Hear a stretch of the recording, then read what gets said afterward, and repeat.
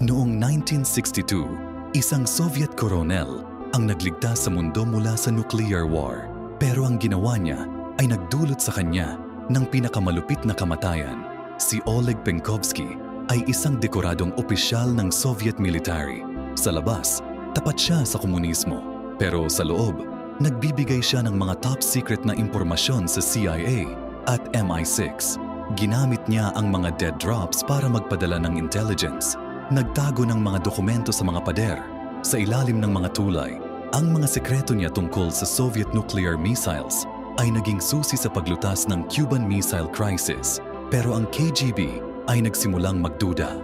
Nakita nila ang mga kakaibang kilos niya. Ang surveillance ay lumalaki. Nagiging paranoid si Penkovsky. Noong October 1962, nahuli siya. Ang mga interrogation ay tumagal ng mga buwan.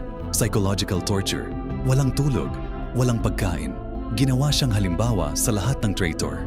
Sa huli, binaril siya. Isang bayani na walang nakakaalam. Nagligtas ng milyon-milyong buhay, pero namatay sa kadiliman.